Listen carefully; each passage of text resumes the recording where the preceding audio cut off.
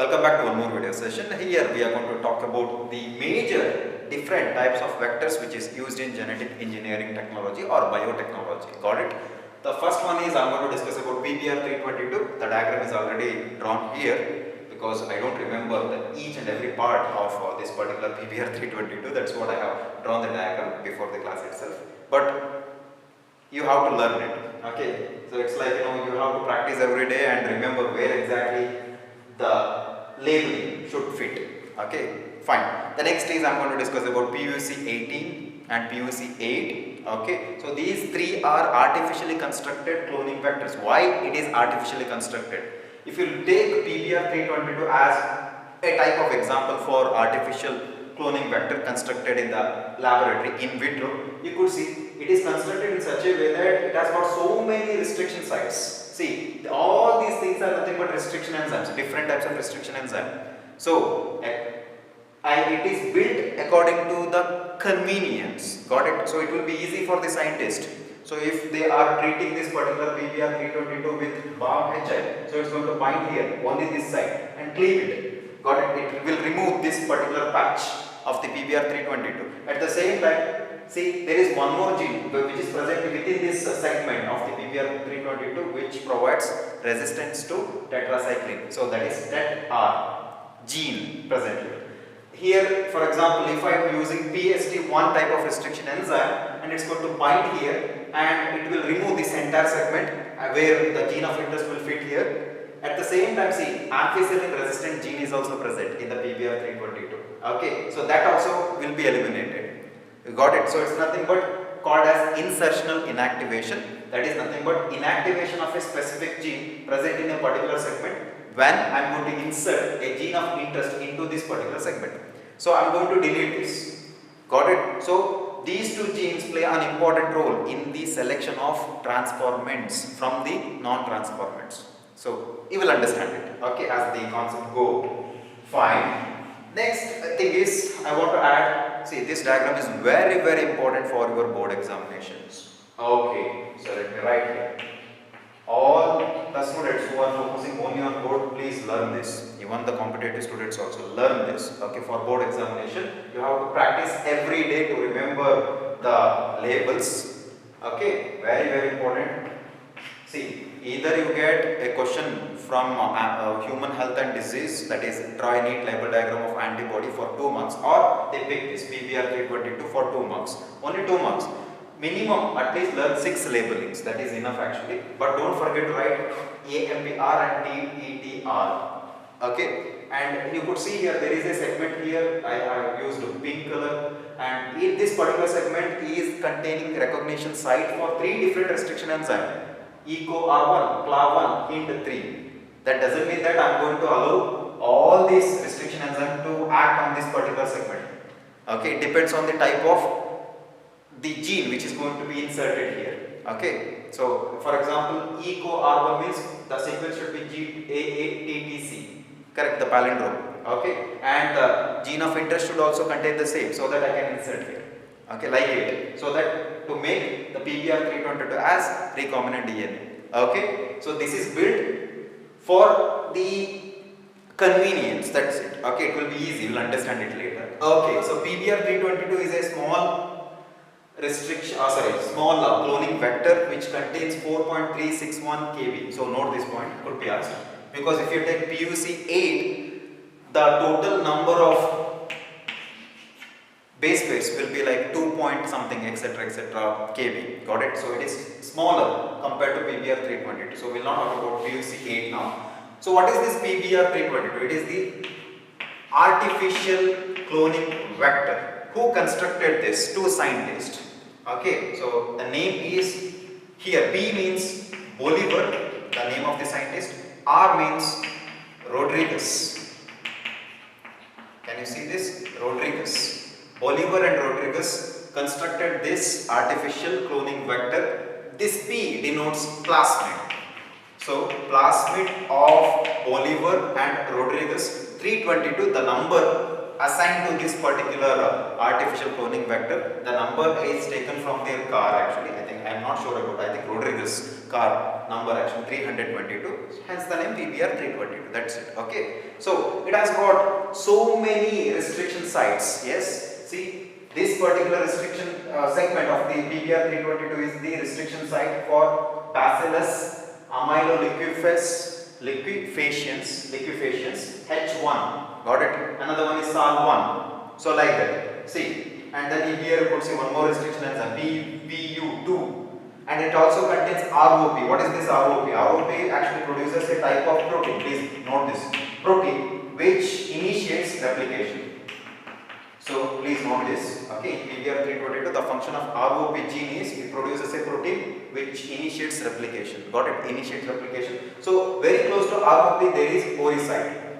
Oocyte, origin of replication actually. Okay. So when I am going to ligate the gene of interest to this particular PBR 322, I should confirm that this particular region is not harmed or not damaged, because it is very, very important. These two segments are very, very important. Okay. Particularly, the scientists prefer this particular segment. Why? Because it contains a gene for resistance, that is for tetracycline antibiotic, or maybe this side because it contains ampicillin resistant gene. So it could be used as selectable markers. Yes, you know about it, right? Okay, but still we'll understand. Okay, so this is the thing. Now, what important points you have to write is, as I have already mentioned, it contains two resistant genes. One is for tetracycline, the other is for ampicillin. Write down that two genes which could be handy in selection of transformants and elimination of non-transformants. Note this point. And it also contains ROP, that is actually produces protein for application. It contains oocyte also. So these are the things, and it contains so many restriction sites for how many restriction enzymes? 1, 2, 3, 4, 5, 6, 7, 8. See, got it? So it contains restriction sites for 8 restriction enzymes.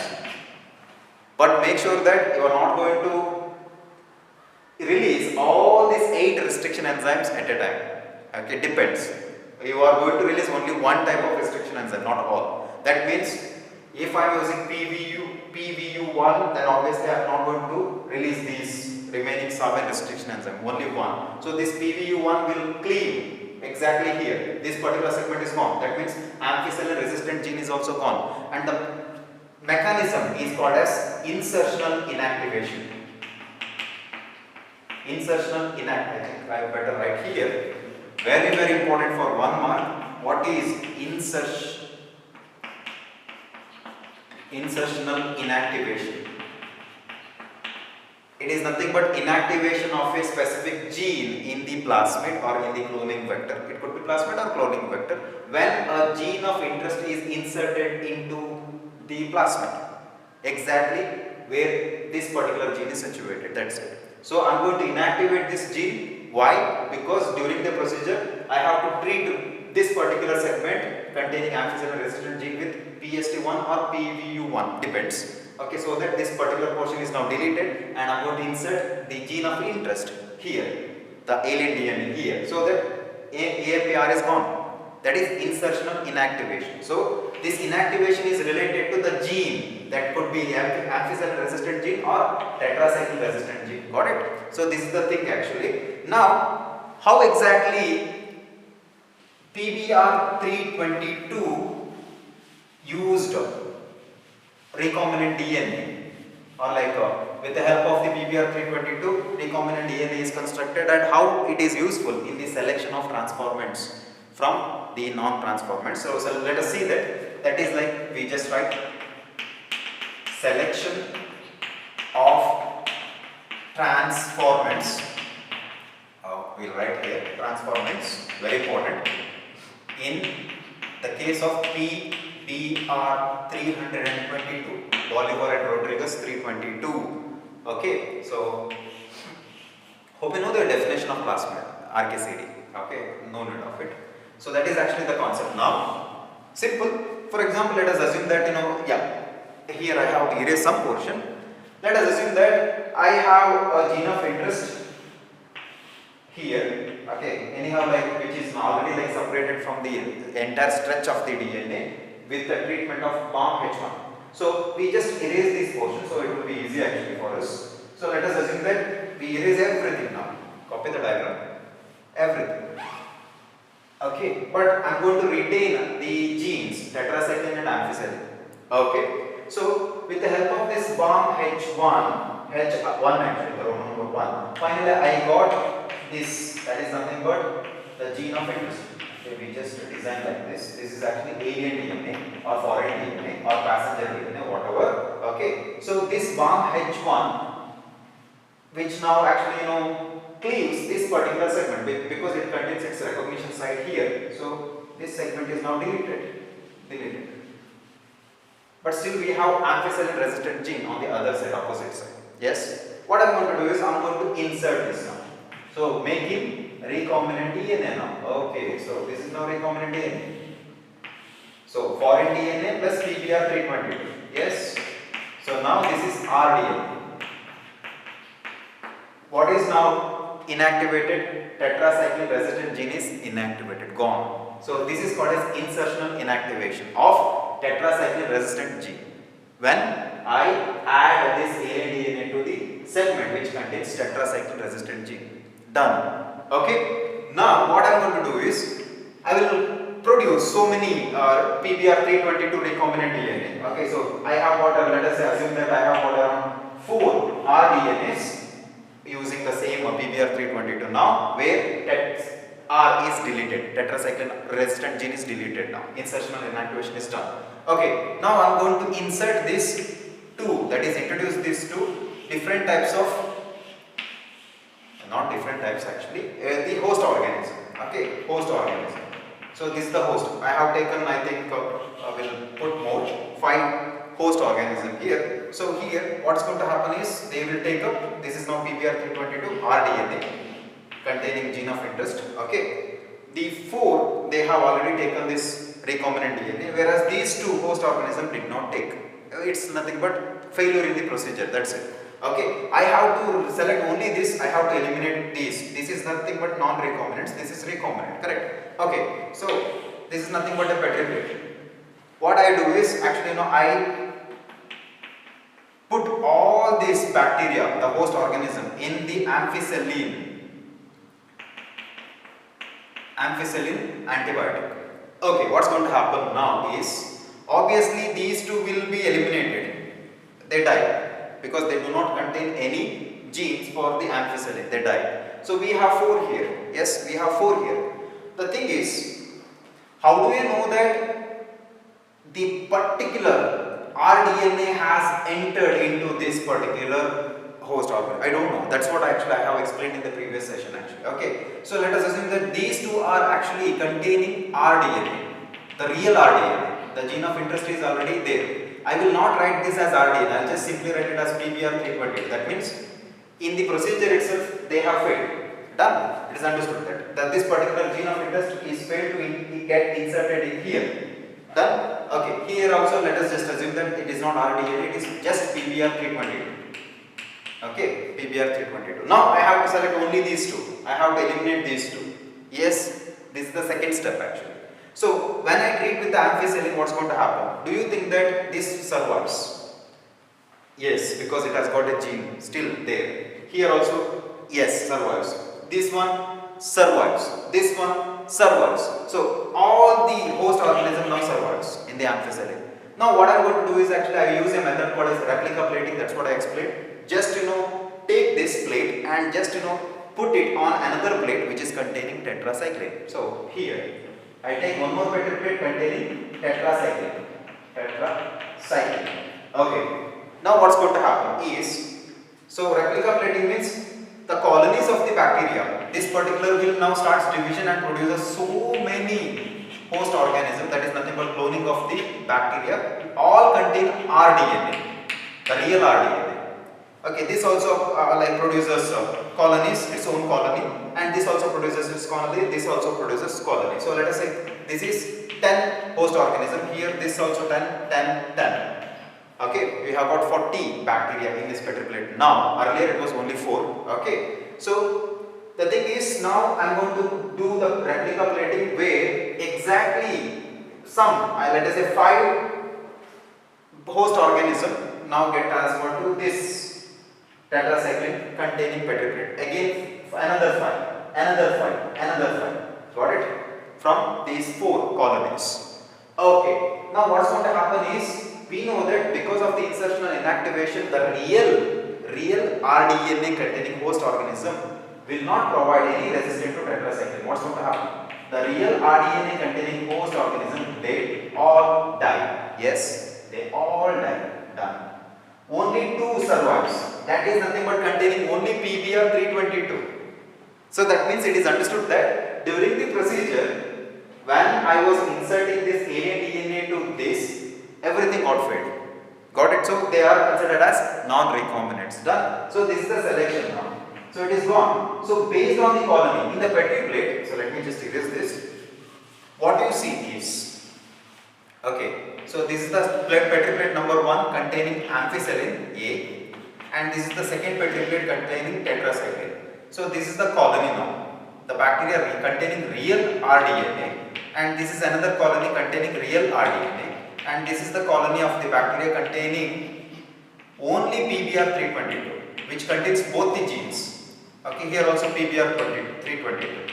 Now, what's going to happen is both survives. Yes, both recombinant as well as non-recombinant survive because they have ampicillin resistant gene. So that is not damaged.